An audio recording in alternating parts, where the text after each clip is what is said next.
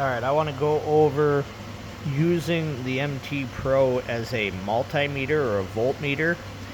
And what you have to do, since everything's got shared grounds, it's hard to use it like a multimeter like you would the Pico by measuring like voltage drop. You're going to do it a little differently, and I want to explain that here quickly. So I have battery voltage on channel 6 or diff plus, and then I have channel 5 ran to the feed on my ignition module, and I have a current clamp on that wire as well. So you can see there's channel 6 ground.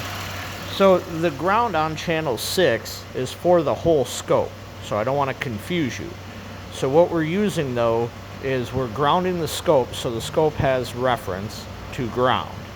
And then it's going to take a reading on this channel and this channel, and when it's set up in differential mode, it's going to compare the difference between these two channels and display it on a trace on channel 6. And I'm going to demonstrate that here quickly. So you can see right now I don't have the differential channel on. So this is 6, and here that one line and the arrow means it's just reading standard. Okay, and you can see I have coil amps on top, and you can see that the voltage drop at the ignition module shows you a mirror image of the coil amps. So now I'm going to go here, turn on the differential channel, and so you can see that in the differential channel. It's not super useful, but if we right click, we can go up to a 10 times setting, and it's really kind of hard to see, but see where it says 10 times, 1 time, 2 time, 5 times, 10 times. So we can go up to 10 times there and get something that looks exactly like a coil amp ramp using voltage drop. Now this is a really advanced use of this tool, but say you want to just use this as a multimeter because you're excited, you just got it, and you want to get it out and use it, and you don't have anything to use it on, use it as a multimeter like this. You have 3 connections because you have to have your ground for the scope, and then you have the plus and minus like you would on a, like your plus is your multimeter positive, and your negative is your multimeter negative. You just have to turn that differential channel on, and then you can use that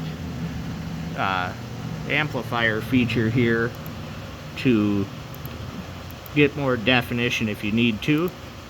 And you can also just turn on your measured blocks and get a average reading, a high and a low.